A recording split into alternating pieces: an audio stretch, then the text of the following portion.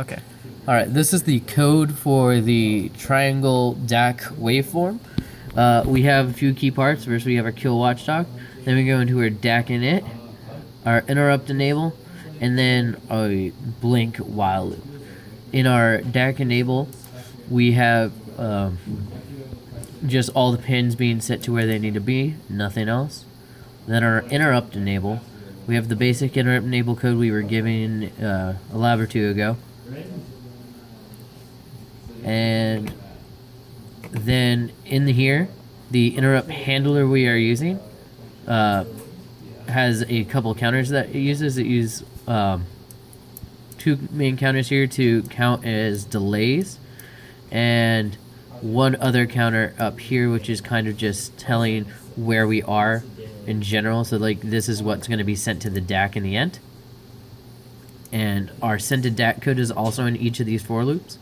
So this will go to our DAC functions as well, and this here sets the commands for the first 4 bits, so that and make sure the DAC is on, the buffer is off, and the gain is 1, and it also makes sure the other bits stay as they are.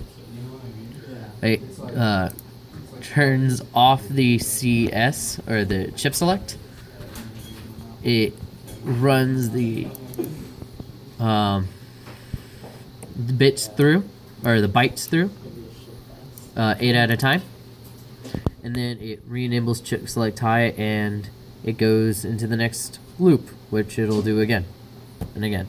And if you look up here at the oscilloscope, you can see that we have a nice triangle wave with 10 millisecond rise and 10 millisecond fall for a 20 millisecond period.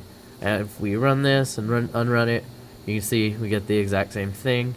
And the period can be adjusted easily in our interrupt enable line by changing this value here along all 4 points.